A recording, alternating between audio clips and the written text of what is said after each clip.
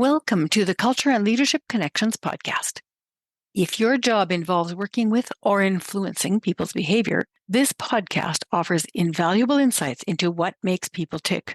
Through personal interviews that are thoughtful and surprising, we explore the full range of the roots to people smarts that can help you make or break your own career. My name is Marie Gervais, and with a PhD in culture and learning in the workplace and my own cultural journey, I bring the mysteries of human beings at work around the world to you. Through conversations with very diverse people, examining the groups they were born into and the ones they chose to belong to, my podcast takes a deep dive into why people do what they do and how they belong. Hone your skills to manage others and to be a better human being at work with the Culture and Leadership Connections podcast. And now for today's episode.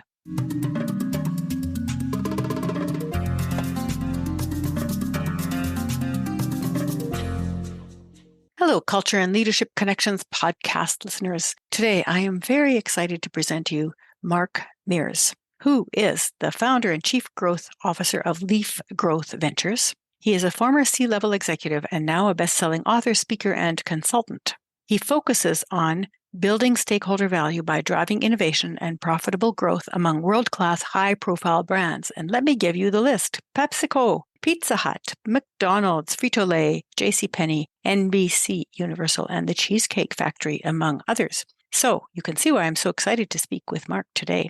Mark serves as the Chief Growth Officer for Leaf Growth Ventures, which is a consulting firm that inspires individuals, teams, and organizations to find purpose in fulfilling their true growth potential while making a positive, lasting difference in the world, something that is also dear to my heart. He's just released a new book, which is called The Purposeful Growth Revolution, 4 Ways to Grow from Leader to Legacy Builder. And on the personal side, he has twin adult daughters, one recently married and one soon to be married, and he is an avid Sudoku and crossword puzzle aficionado. Welcome, Mark. Thanks, Marie. It's great to be here. I'm so glad that you could accommodate my schedule. I had to put you off a little bit while I was dealing with some other work issues. And so now we're ready to go. So please tell the audience a little bit about who you are and give us a little personal lens into your life, your family, where you grew up, and a few things about who you are that are not in your bio. Yeah, I appreciate the opportunity to come on with you and your listeners today. I am from Wichita, Kansas, and went to the University of Kansas undergrad and Northwestern University for graduate school, and have been kind of in and around marketing and executive management throughout my career, starting off on the agency side and then the supplier side, and then working on the brand side for the back half of my career. And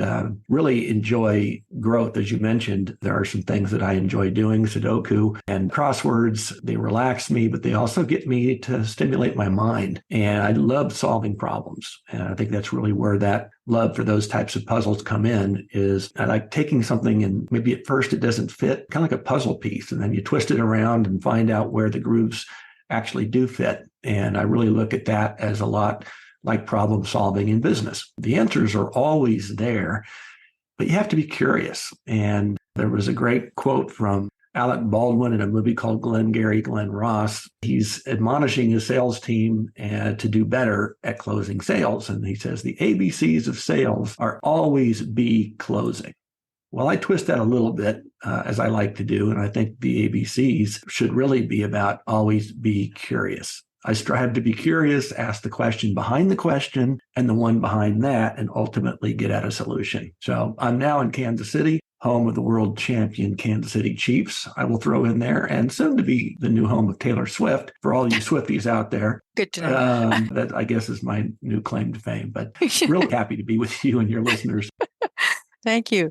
That was a lovely little twist there.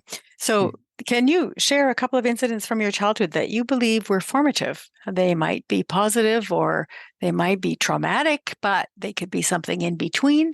But what comes to mind when you think about your childhood and your early adolescence that was formative for you?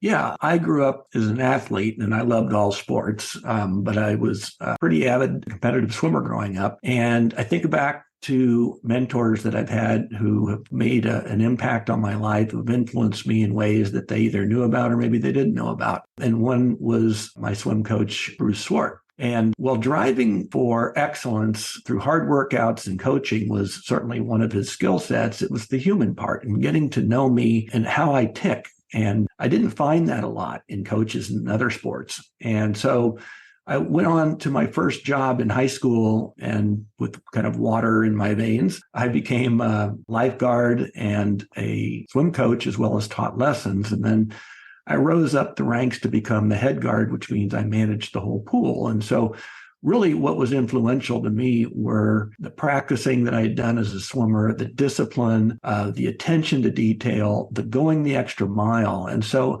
I poured all of those learnings into how to be a better lifeguard, manager, swim coach, teacher. And I was the one that had to get in there early in the morning and clear glass from the deep end, or walk around the park to make sure that it was safe and there was no glass or other debris, and make sure the bathrooms were clean, the chlorine was balanced, and all that kind of stuff. And learned first about hospitality. It wasn't just about twirling a whistle and blowing it when you saw someone doing something they weren't supposed to do, but it was about making sure people had a great time and wanted to come back. And I think that's where I get my love for leadership and service and hospitality.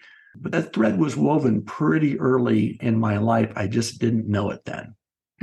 I have a theory about people that take their swimming lessons to the top and become lifeguards. What is that?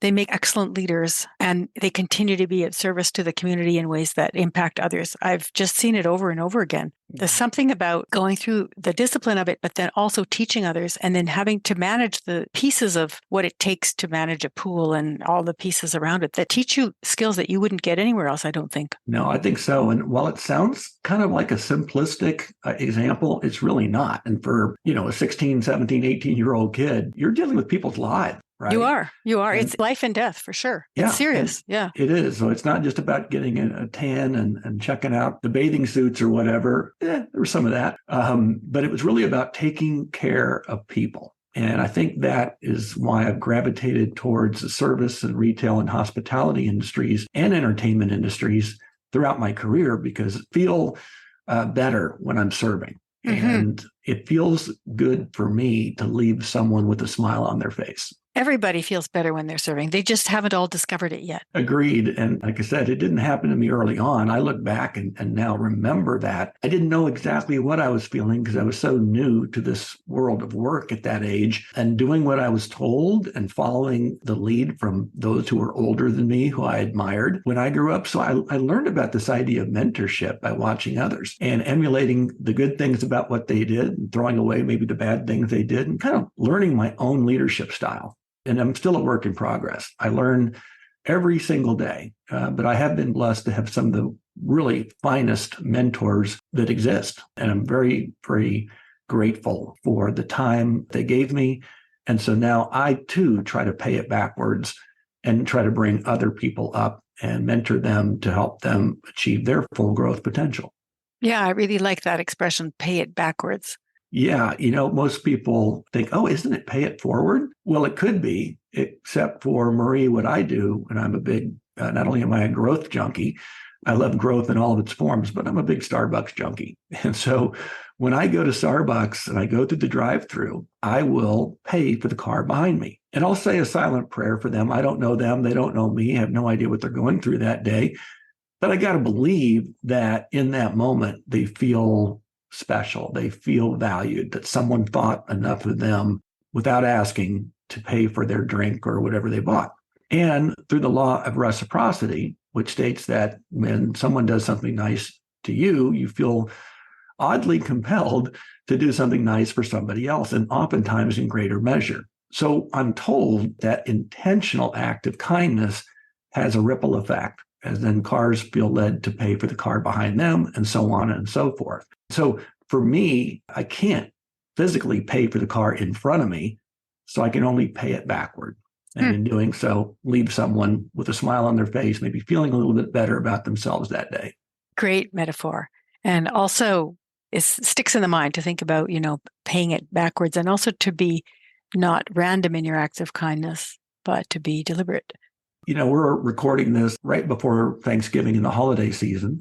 I don't know when it will be played, but a lot of people are told, hey, this is a time of year you should do something nice for someone. And they call it random acts of kindness. And again, I won't take that away from anybody because any act of kindness is important, especially in this world that we live in, right? Currently, yes, it's more and more important now. Exactly. And so I just went through this platform someone shared on LinkedIn, and it was called the 31 Days of Kindness. And each day they sent you an email with another type or form of kindness that you could share with someone or the world that day. So I went through it and, it really got me thinking about being more intentional.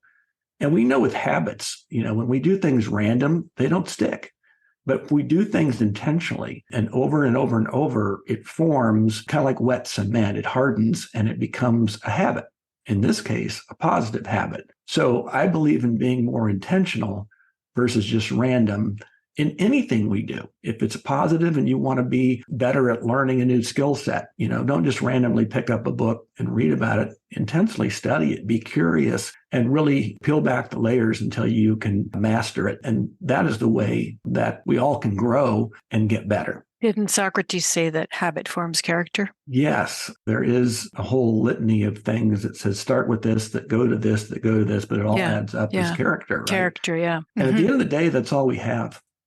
I love the Maya Angelou poem. And she says, I've learned that people will forget what you said, people will forget what you've done, but people will never forget how you made them feel. I love that too. And so if you think about it, until the robots or zombies come and take us away, we're all human beings. And no matter what business we may be in, we're all in the people business. Yes, and we when are. you take it a step further, as I just mentioned, we're actually all in the feelings business. We are. Whether it's a product or service, how it makes us feel. What's the net effect of that product or service? And that then tends to be those that we go back to. And then those might be those we recommend to others. The highest form of flattery and certainly the most productive form of marketing, right, is word of mouth. And so I think this whole idea of being in the feelings business and understanding how you can look at your business model and tweak it to ensure that you're leaving people with a net positive feeling based on the actions they've already taken and hopefully the future actions they will take. It ties in nicely with the title of your book, The Purposeful Growth Revolution. So let me ask you a little bit about the groups you were born into. We're all born into multiple groups because there's the place where we live, there's our family, there's our social class, there's race, there's the culture around us in the town or city where we live. There's also the culture of our friends and our school and all the things that we kind of are born into that we didn't have a choice. We just happened to be in that place. What would you say has influenced your sense of culture and self now from that experience of groups in your childhood? That's a great question, Marie. And I'm going to give you an answer, but with a little bit of a twist. I believe culture is a fine word. And as someone who believes words matter and who wrote a lot of them in my book, I really like to, again, peel back the layer and truly understand what a word means. And so I look at the word culture, and it's not a bad word at all, but I think it's often misunderstood and maybe a little overused in some ways. And I got to thinking a culture is a place where one may merely feel a part of, but I prefer the word community because a community is a place where someone feels they belong in. You see the difference? I do. I'm referring to culture as being a set of norms and expectations that people establish amongst themselves as a natural course of interaction. So it has not necessarily become a community. So you may or may not feel like you belong to those groups, but you ended up associating with them. And there would have been some norms and some expectations as a part of that. And community will be a part of your answer as well, but I think they are certainly distinct ideas. Yeah, I go back to my sports days. I was, again, a swimmer on a swim team. So obviously that became not only a culture that was built, but it did become a community as we basically lived together. We had, practices in the morning and back in the afternoon or evening, we went on bus trips together. We were with each other so much that we were in carpools to get to practice. So we literally had some subset of that team that we were with almost every day. Yeah. Football, the same thing. Basketball, track and field. So sports was a major influence from a cultural perspective. Also, my church was another aspect of growing up that shaped and influenced me. Later, when I went to college and joined a fraternity, that was a group that influenced me. So in all those cases, there were definitely cultural norms and mores that impacted me. But I then kind of take it a step further and say, more than just those activities I was a part of, I built relationships. I built a sense of belonging that felt like a community, that felt like something that I felt valued, and I liked it. Yeah. And I love your distinction with community, because with culture, you can live in it and be affected by it, but not really feel like you have relationships within it that value you or that you value with others in the same way. But once you have community, that's when those relationships become front and center. Exactly. And you become responsible to each other, not for each other, but to each other in ways that you wouldn't if you were just living next to people who were like you, right? Yes. And while I have not had the honor and distinction of serving in the military, I have several friends that have, and they will all tell me, Mark, we love our country, but we're fighting for the brother or sister in the foxhole next to us. Yeah. That sense of duty and never leaving a fallen soldier behind, and Semper Fi means always faithful. Those are rallying cries that I look at as any part of a team. Now, I mentioned the Kansas City Chiefs because every time I can, I do. But you think about each player on that team has a role to play and a duty to the person next to them for the whole play to be successful. Patrick Mahomes gets all the credit as the quarterback, and certainly, well, he should. But if his line doesn't block and he's flat on his back, no one's going to be successful, right? So they all have a duty to play. And I think that word duty is really, really important. And I look at then, how do you kind of transition that to the business world? And I'll talk about marketing. People say there are three major things you want to do: think, feel, and do. But I use the word relate as a fourth element, because we get people to think rationally, we get them to feel something emotionally, and the two together get them to act the way we want them to act. But then we want them to take it a step further and relate. And relating and feeling like you're part of a community. When Starbucks was really hitting it big, you saw people walking down the street with a Starbucks cup. It acted as almost a badge of honor. Like you were in that club. We know people that wear Lululemon feel the same way. We know people that drive certain cars feel a certain way. People that ride Harleys, are feeling like they're part of a community and not just some random transaction. But that may be superficial. That may be just a desire for community rather than actual community. Yeah, it could be. I'll go back to Saturn, a car company. Maybe that was back in the early 90s. And they had a reunion for those Saturn car owners that literally people drove around the country to a place on the East Coast because they were all fellow Saturn drivers, right? My ex-wife now has a Jeep, and she bought the Jeep and found that she had a little yellow rubber ducky on her windshield. Well, apparently that's something that those fellow Jeep owners do for one another to recognize each other. Mm-hmm. It goes beyond transaction, the sense of community. Mm-hmm. It's all part of it, really, when you think there are so many aspects to it. It's not two-dimensional, it's multidimensional.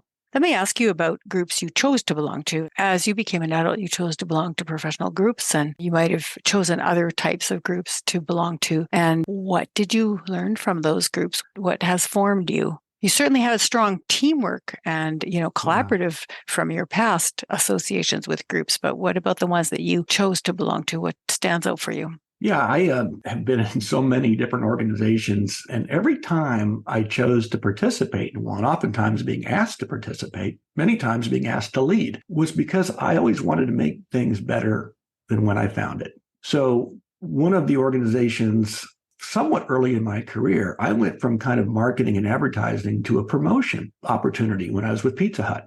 And so I then left there to go to Leo Burnett and head up a big chunk of McDonald's business running their promotions.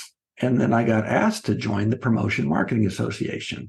So the learning I had was how to leverage my God-given gifts, talents, abilities, intellect, experiences to make the organization better than when I found it, and to learn from others, because I don't have all the answers.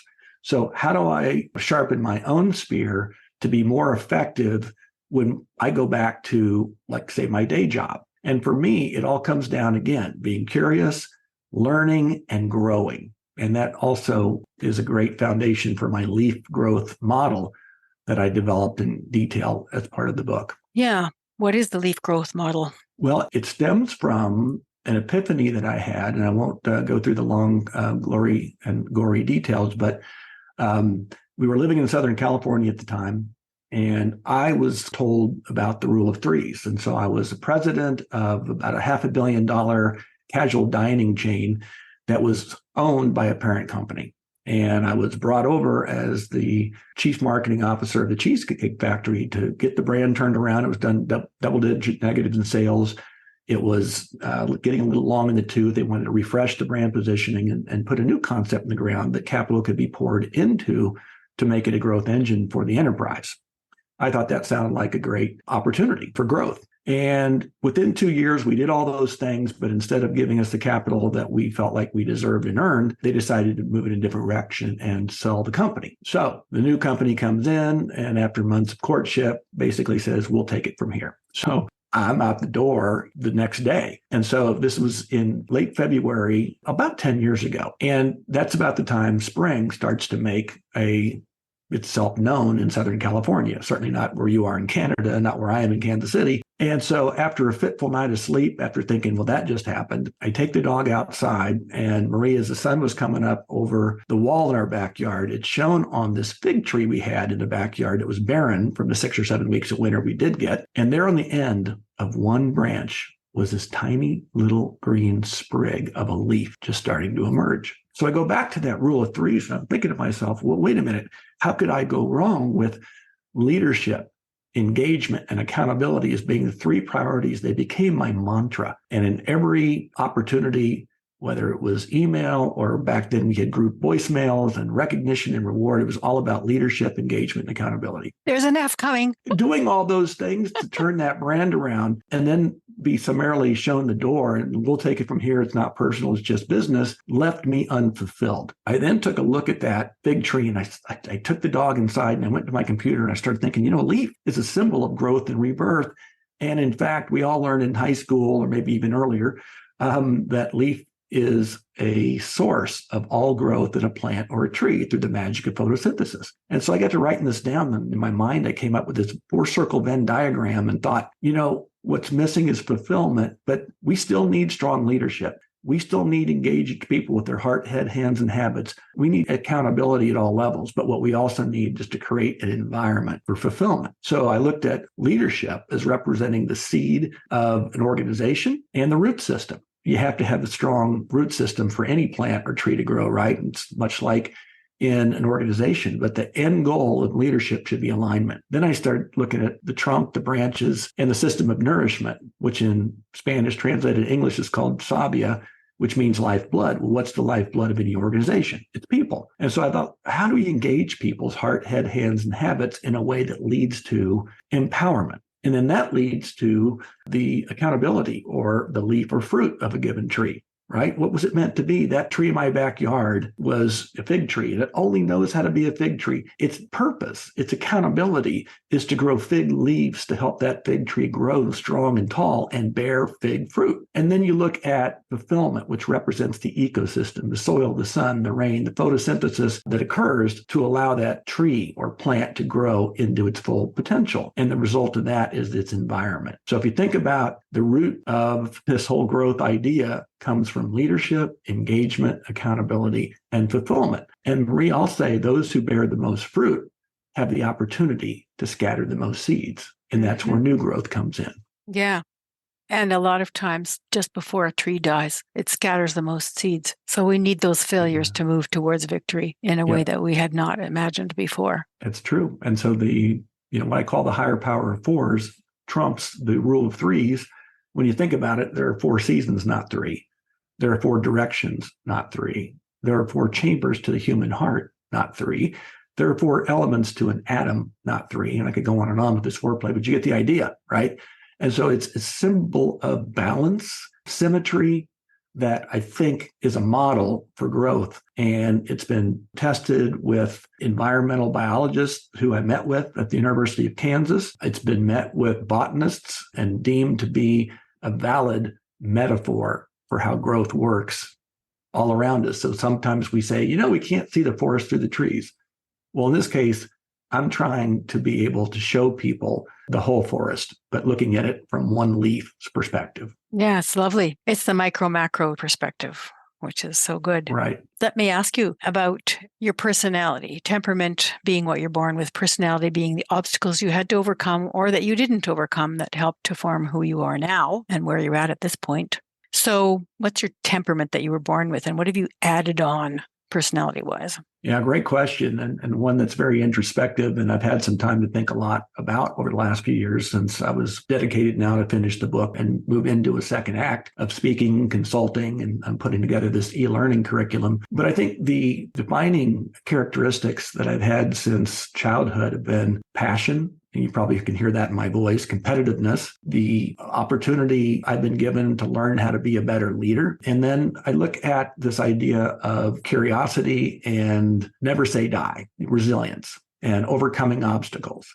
So all those are still there. But I think what's happened to me over time is I've softened a bit in terms of competitiveness, in terms of how I view myself versus who I used to be. You've heard of this whole idea of identity crisis or midlife crisis. It can be a crisis, or as Chip Conley says, it can be a chrysalis. And Chip is a wonderful leader who was on the C-level with Airbnb after running his own hospitality chain for a number of years. Now he's created something called the Modern Elder Academy, and I become a member because now as I'm moving from caterpillar to spinning my cocoon in this murky, dark, painful middle process as I'm spinning, waiting for the opportunity to fly away as a butterfly. So that's really what I've learned is how to take the best of my core characteristics, how to round off some of the ones that maybe have a little bit of sharper, rougher edges, but then also how to grow new ones.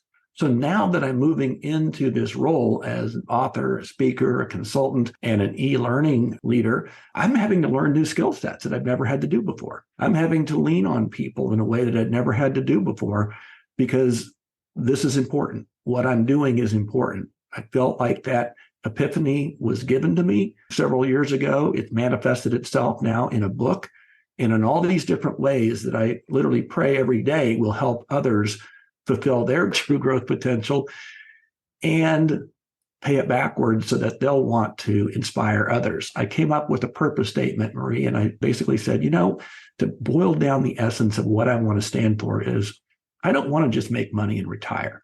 I want to make a difference and inspire. And Nice. That means making a difference in the lives of others and inspiring them to want to do likewise. So it creates that virtuous cycle of reciprocity and hopefully create a living legacy every single day, as opposed to giving someone of value after I'm dead and buried. I love it. Let me ask you now about having a cultural shock experience. So you think everything that you know is the way everybody else knows it and experiences it. And then all of a sudden you run up against something that just surprises you. That happens if you go to another country. It happens if you meet people who are not from your social class, either upper or lower. It happens through marriage and divorce oftentimes. It happens in many ways, just when you go to somebody's house and you realize that they don't eat the way you would eat or the foods that you eat. All of those things are moments of culture shock or cultural dissonance. Can you think of one that affected you and made you really rethink the way you see people? Yeah, I love that question, Marie. And all those examples you gave are ones I could lay claim to, and we could talk for hours about it, but we don't have the time. So I'm going to go to one that's near and dear to my heart. And that is part of my church group. I'm in a men's group, and we are in a primarily affluent Caucasian suburb of Kansas City where our church is. And we have since partnered with an African-American church, both part of the United Methodist, but different in many ways. And so we invited members of their men's group to join ours. And we've now built relationships. We've now heard stories, and we've all lived life together in ways we couldn't have imagined had we stayed separate. So last spring, I was asked to serve on the board of what is a joint partnership between both churches called Allies for Racial Justice. There, we're studying, the books and writings and sermons of Martin Luther King. We're going to plays together. We're going to sporting events together. But all of it's about bonding and creating authentic human relations and seeing each other through a lens of love, the way I know my Lord and Savior sees me.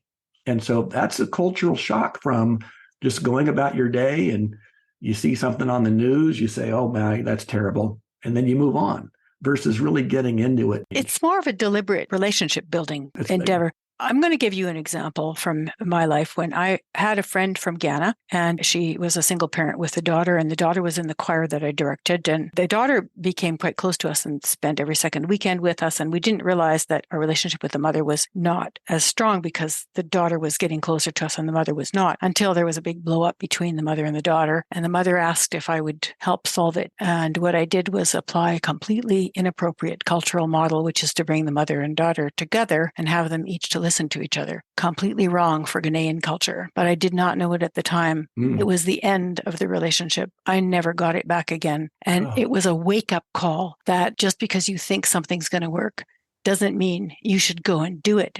You have to pay attention to the context and find out what people need and what they would normally do. I started asking the question, what would you normally do in your country? What would you have done in your last company if you faced this problem in the past, before I jump in and start imposing things that are not helpful? And I still feel wounded from having lost that relationship. It was 15 years of a relationship that was destroyed in one 20-minute meeting because of my arrogance about it. So I learned from it, but it was certainly unpleasant. And I've made many deliberate attempts like you have and continue to, including meeting all the neighbors on my street who are all from different races and cultures and getting to know them and hearing their stories. But that's not the same thing as just being shocked by a situation or having made a serious mistake.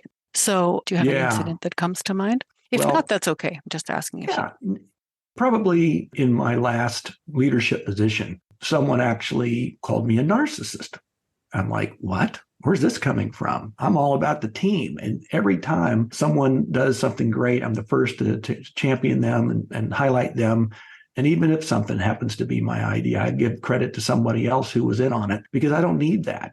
What I learned, though, was when you're promoting an idea, you're giving examples of where it's been successful, and it makes people feel like you're maybe big timing them or it's about you instead of our team and our company and our brand. And that gave me a wake-up call to say, while trying to do something the right way and doing it selflessly, it boomeranged back and hit me in the face as you're trying to make it about you. So I've learned that the hard way. That's a good one. And I think that happens to a lot of people. They don't always take the lesson. You took the lesson. You went, wow, this hurts. Let me think, what can I do with this next? You know what I did? There is something called the 7 words. And you can go online and find it. And it turns out, I didn't know it at the time, but it was developed by a gentleman here in Kansas City. And it basically asks people through electronics and anonymously to give 7 words that best describe you. And you get the feedback through the compilation.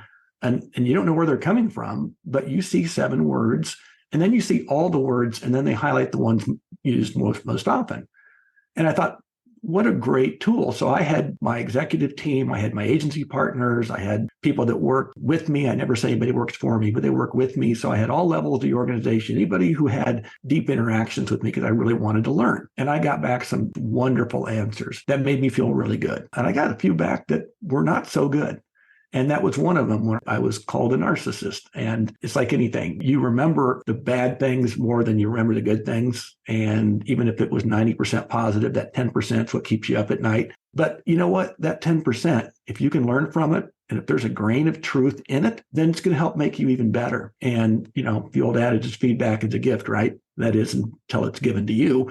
But no, seriously, for us to grow, we've got to be prepared to listen to where maybe we're not measuring up, or maybe we're not aware of things we've done or said that may have impacted people in unintended ways. Yes. So we're getting close to the end of the interview, and I'm just wondering what brings out the best in you when people hire you for something? Well, I think those positive characteristics I mentioned, I think what brings out the best in me is I love a challenge. I've had opportunities to work in some pretty big companies, but I've also taken on some smaller companies that were very challenged because I, quite frankly, would get bored if I were just working for A-list companies and just being a caretaker. I want to be a change maker. So when people want change, I get a call because they've seen what I've been able to do, maybe with limited resources, mostly with limited resources, but being able to align a team and coalesce them in a way that allows them to do something that's bigger than they even thought possible. Boy, I'll tell you what, that's what lights me up like a Christmas tree. Seeing people where they started and where they finished, leaving people and organizations, because I always say I love building teams and I love building brands in that order, because the brands will be forgotten. It's the team members. Again, back to that Maya Angelou quote, they'll always remember how you made them feel. And so that's something that when I was younger in my career, be honest with you, that was not my motivation. But now as I've kind of matured and gotten a few more miles under my feet, I've really understood and realized and internalized the importance of paying it backward. I get up every day and I try to do my best, and some days are better than others. So what's your soapbox that you would like to stand on and promote right now? You've got a few minutes to say what you'd like to draw people's attention to. Yeah, a couple of things. One, if you're interested in what purposeful growth is all about, you can go to my website at markamears.com. And right there on the homepage, you can take the Purposeful Growth Self-Assessment. It's free and it takes about 5 or 6 minutes, but when you're done, you can download immediately a custom report with your information. And that'll give you kind of a benchmark of where you stand on purposeful growth, what it means to you, and really importantly, how is your company or organization aligned with your purpose? And are they providing you with the resources and the tools and an environment where you can fulfill your true growth potential? The other thing I'll leave you with, and this is not in the book, of course, the concept of love is, but I really got to thinking of something that binds us all together. And when you hear Gallup talking about in their global state of the workplace study each year, we're hitting historic lows in team member engagement. We hear about toxic work environment, quiet quitting, the great resignation a few years ago, but all of it really comes down to, do people feel loved? And I'll break that down as an acronym, which says listen, observe, value, and empower. If you can listen to somebody, not only what they're saying, but maybe what they're not saying, and truly hear them, that will make them feel loved. If you observe them and you provide coaching and encouragement in real time, that will make them feel loved. If you value them as a whole person, a spiritual, relational, personal, and professional realm of who and what they are and what they stand for, they're going to feel loved. And really, really important, Marie, is the idea of empowerment. We all understand when we rode bikes as a kid, when we first learned to ride, we were in probably trike and then training wheels. And then finally it took the training wheels off and it was scary. But, whether it was one of our parents or a brother or sister that pushed us up the street and then let go and we pedaled for ourselves, we may have fallen down a few times. But when we finally got it down and we're pedaling, that sense of empowerment gave us a sense of freedom I can remember to this day. Me too. If you think about, putting the human back in human resources, I say all we need is love. Is love. Oh, that's beautiful. So beautiful. Is there anything else you'd like to say? No, I'd love for your listeners to reach out to me on LinkedIn so we can build a connection and a relationship. And if there's anything I can do to help you or your listeners grow into your full growth potential, and in doing so, help make the world a little bit better, please reach out to me. Thank you so much, Mark, for this lovely sharing of wisdom and your life, which I so much appreciated. And I know that our listeners will also appreciate. Thanks, Marie. I really appreciate you having me come on today.